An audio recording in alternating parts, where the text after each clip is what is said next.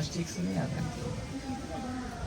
ओम अज्ञानतिमिरन्धस्य ज्ञानाञ्जनशलाकया चक्षुरुन्मिलितं येन तस्मै श्रीगुरवे नमः। श्रीचैतन्यमनोभीष्टं स्थापितं येन भूतले स्वयं रूपा कदा मह्यं ददाति स्वपदान्तिकम्। वन्देऽहं श्रीगुरो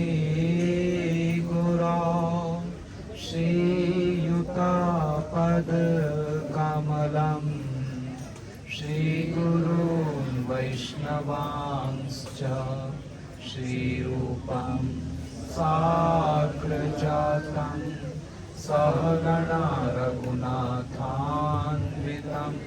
तं सजीवम् साद्वैतं सावधूतं परिजनसहितं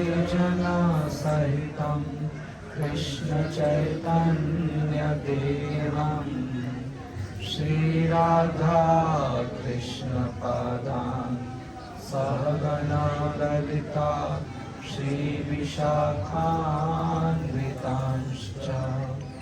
हे कृष्णा करुणा सिन्धु दीनबन्धो जगत्पते गोपेश गोपिका कान्त राधाकान्त नमोस्तुते।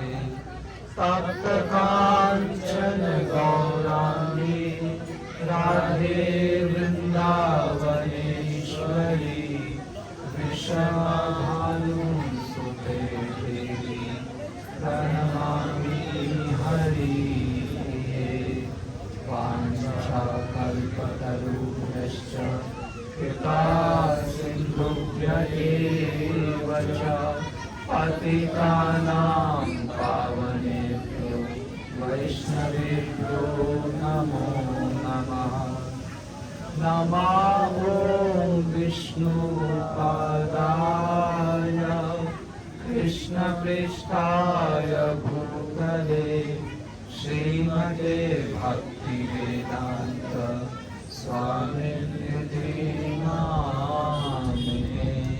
नमस्ते सरस्वती देवी गौरवाणी प्रचारिणे निर्विशेष शून्यवादी पाश्चात्यदेशतारिणे।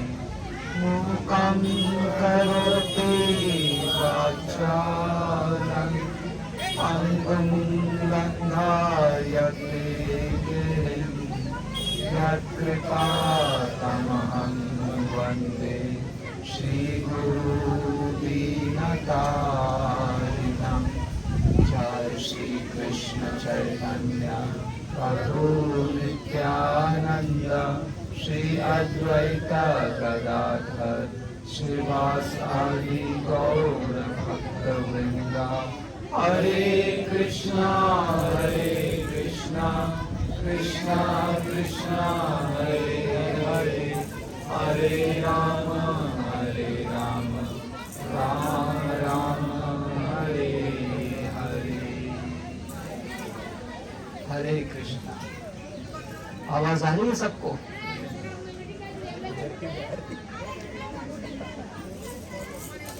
मंदिर के समक्ष ही मैंने सोचा कृष्ण कथा हो जाए तो अच्छा है। मैं तो दूर ले जा सकता था आपको, तो थोड़ा सा जो आपको बाहर का संसारी आवाज सुनाई दे रहा है उससे अपने मन को थोड़ा सा दूर हटा करके भगवान श्री कृष्ण की कथा लीला में ध्यान लगाने का प्रयास कीजिए। भारतवर्ष में और संपूर्ण विश्व के ही लोग तिरुपति में जाकर बालाजी का दर्शन करने के लिए बहुत अधिक तरसते हैं।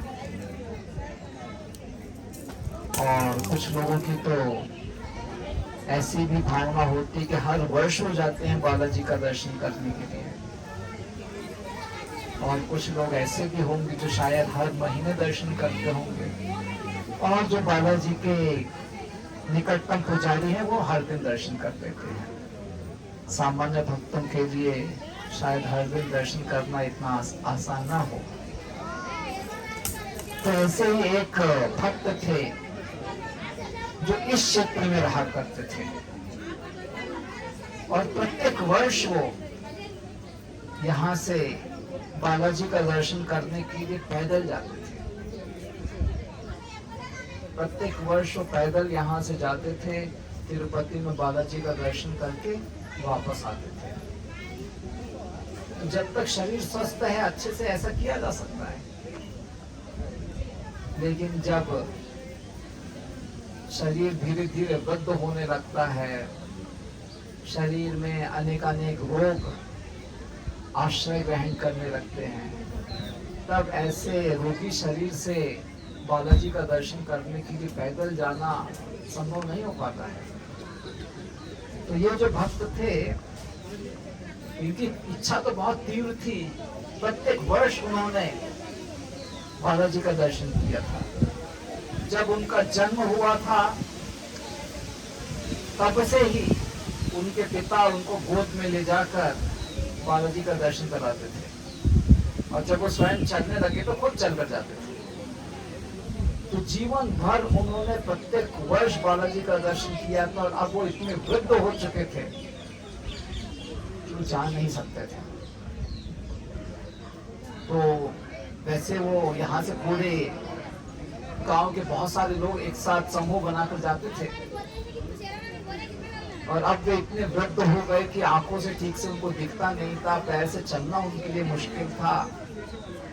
तो ऐसी अवस्था में सारे ग्रामवासियों ने उनको कहा कि इस वर्ष आप यही रुक जाइए, क्योंकि आप इस यात्रा को करने में अब सक्षम नहीं है।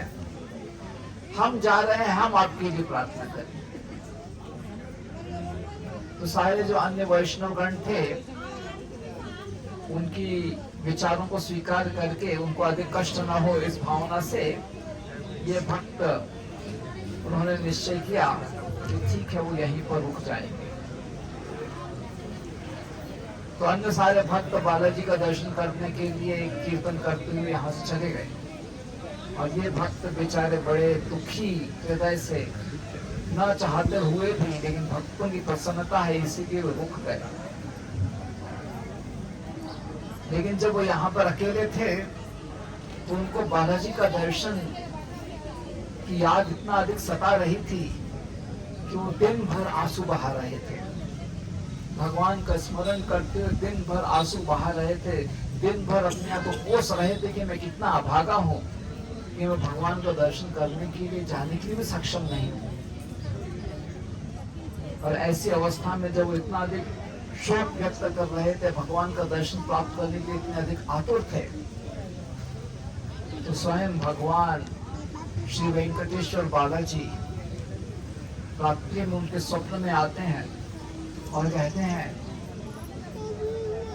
कि मैं यहीं पर इसी वन में निवास करता हूँ, आपको मेरा दर्शन करने के लिए इतनी अधिक आतुरता है, तो मैं वन में विराजमान हूँ, आप मेरे पास आइए और मेरा दर्शन कीजिए। तो जब भक्त ने इस प्रकार जो स्वप्न में इस वन में एक चींटियों का थोड़ा सा मिट्टी का पर्वत था, उस स्थान पर जब बालाजी को देखा स्वप्न में तो जाग गए और प्रातः काल होने की प्रतीक्षा करने लगे, क्योंकि जब सूर्योदय होगा तो वे उस स्थान को देख पाएंगे और बालाजी का दर्शन कर पाएंगे। तो रात्रि भर वे बहुत ही प्रार्थना कर रहे थे कि सुबह सूर्योदय कब होगा, और वो जो भी कुछ घंटों की रात थी, वो घंटे उनको बहुत अधिक लंबे प्रतीत होने लगे कि सूर्य जल्दी उदय क्यों नहीं होता है, मुझे बालाजी का दर्शन करना है। और इस प्रकार सूर्योदय की प्रतीक्षा कर रहे थे।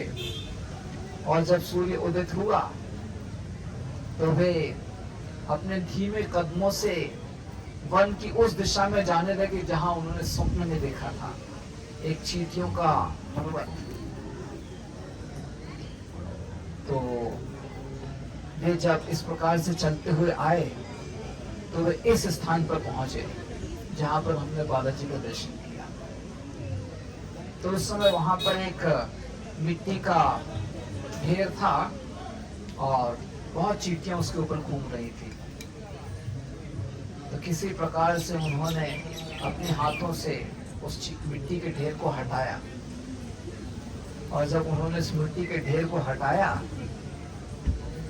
तो हाथों से वो हटाने क्योंकि बहुत पुराना था, वर्षों का था, वो मिट्टी का ढेर भी इतना सख्त हो गया था कि उसको हाथों से नहीं हटाया जा सकता था। कुछ तो परत उन्होंने मिट्टी के ऊपर से हटा, लेकिन उसके बाद नहीं हटा पाए।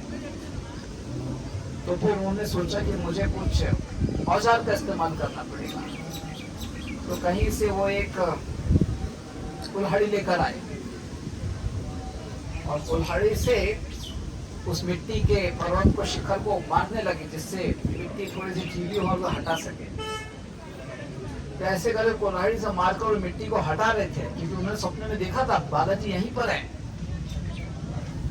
तो जैसे जैसे वो मार रहे थे, बहुत अधिक आतुरता थी कि बालाजी का उनको दर्शन करना है।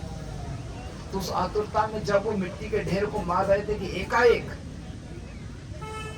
जब उन्होंने उस कुल्हाड़ी को मारा, तो अब तक तो मिट्टी का ढेर को निकाल रहे थे कि एकाएक जब उस कुल्हाड़ी को मारा तो खून बहने लगा। तो घबरा गए, तो उन्होंने कुल्हाड़ी को तुरंत फेंक दिया और जिधर से खून बह रहा था उधर से मिट्टी को हटाने लगे। तो बालाजी का चेहरा सामने प्रकट हुआ और उन्हें समझ में आया कि ठीक उनके थोड़ी पर कुल्हाड़ी का प्रहार हुआ है और जिसके कारण खून बह रहा था। तो तुरंत उन्होंने जिस प्रकार से तिरुपति में बालाजी की ठोड़ी पर चंदन का लेप लगाकर और कुछ जो जड़ी बूटियां हैं उनको मिश्रित करके लेप लगाया जाता है, जिससे उनको औषधि के रूप में राहत प्राप्त हो, तो ठीक उसी प्रकार से यहाँ पर भी भक्त ने बालाजी की ठोड़ी पर उस प्रकार से लेप लगाया और बालाजी को औषधि प्रदान कर राहत प्रदान की। तो इस प्रकार से फिर बालाजी का चेहरा का दर्शन हुआ और फिर उन्होंने फिर हाथ से ही बहुत प्रयास करके बाकी सारी मिट्टी निकाली और बालाजी का सुंदर दर्शन को इसी स्थान पर हुआ है। तो जब उनको बालाजी का दर्शन प्राप्त हुआ तो वे कल्पना नहीं कर सके कि भगवान इतने कृपालु हैं, कि भगवान मुझे अपना दर्शन प्रदान करने के लिए स्वयं तिरुपति से यहाँ पर चलकर आ गए। मैं बालाजी का दर्शन करने के लिए तिरुपति नहीं जा सकता था, लेकिन भगवान मुझे अपनी कृपा प्रदान करने के लिए, मुझे अपना दर्शन प्रदान करने के लिए यहाँ तक आ गए। और तब एकाएक उन्हें आकाशवाणी सुनाई दी। उस आकाशवाणी को उन्होंने सुना कि आप गाय के दूध से मेरा अभिषेक कीजिए, और जब इस प्रकार से गाय के दूध से आप मेरा अभिषेक करोगे तो अन्य सारी जो मिट्टी है वहां भी बहकर दूर हो जाएगी और इस प्रकार से आपको मेरा सुंदर दर्शन प्राप्त होगा। तब उस भक्त ने गाय के दूध से बालाजी का यहाँ पर अभिषेक किया और जैसे जैसे अभिषेक हो रहा था सारी मिट्टी बहती हुई अलग हो गई और इस प्रकार से सुंदर बालाजी का दर्शन, जो कि स्वयं भू विग्रह है, तिरुपति श्री वेंकटेश्वर में निवास कर रहे बालाजी से अभिन्न है। और साथ ही साथ बालाजी के साथ श्री देवी और भू देवी भी यहाँ पर विराजमान है। तो तब से यहीं पर वे भक्त बालाजी की पूजा अर्चना करते आ रहे हैं और वे भक्त अपने आप को बड़ा सौभाग्यशाली अनुभव कर रहे थे। वे सोच रहे थे कि इतने वर्षों से मैं केवल वर्ष में एक बार बालाजी का दर्शन कर पाता। साल में एक बार दर्शन करने के लिए वो इतनी लंबी यात्रा पैदल करते थे और बस एक बार दर्शन करते थे कुछ झलक के लिए और फिर वापस आते थे। लेकिन भगवान बालाजी इतने अधिक कृपालु हैं कि वे यहीं पर विराजमान हो गए हैं और साल में एक बार नहीं, अब वे हर दिन भगवान का दर्शन कर सकते हैं। केवल हर दिन ही नहीं, उनकी पूजा सेवा करने का भी उनको मौका प्राप्त हुआ है और इस प्रकार से दिन में कई बार वे बालाजी का दर्शन कर सकते हैं। इस प्रकार से बहुत खुश हुए और फिर उनके ही मार्गदर्शन में सारे ग्राम वासियों की मदद से यहाँ पर सुंदर बालाजी के लिए मंदिर बनाया गया और फिर बालाजी की पूजा बहुत ही श्रद्धा से करने लगे और फिर उनकी ही परंपरा में अन्य सारे भक्त यहाँ पर बालाजी का दर्शन कर रहे हैं। तो ये जो बालाजी हैं इस चिलकुट क्षेत्र में, तिरुपति में जो बालाजी हैं उनसे अभिन्न है और उस भाव से हमको यहाँ पर उनका दर्शन करना चाहिए। ऐसा कहा जाता है कि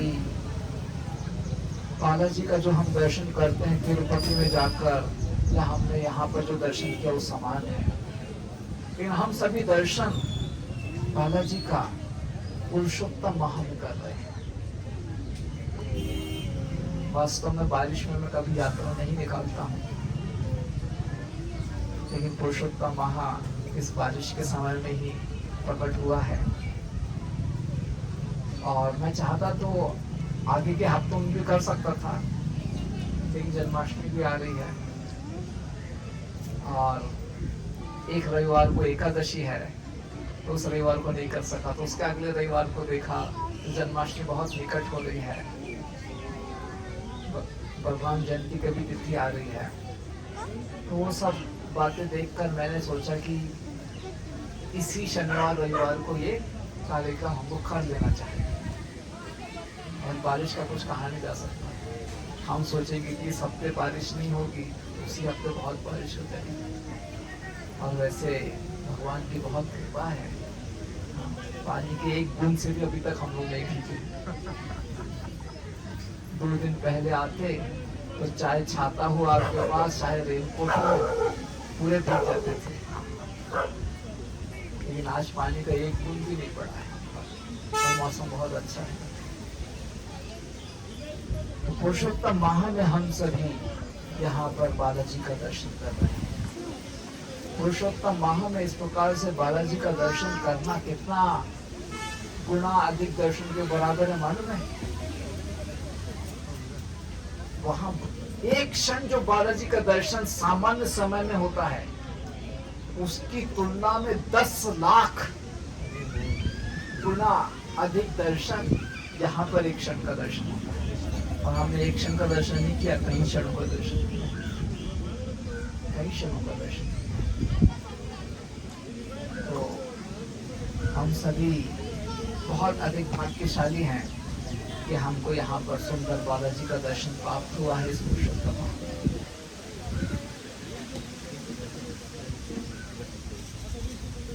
आप एक स्क्रू ड्राइवर लाना, इसको टाइट करना, तभी सीधा होगा, ठीक है? समझ में आप इसको सीधा ही रखना है, ठीक है? ये ढीला हो गया, हमेशा स्क्रू ड्राइवर रखना चाहिए, है क्या आपके पास?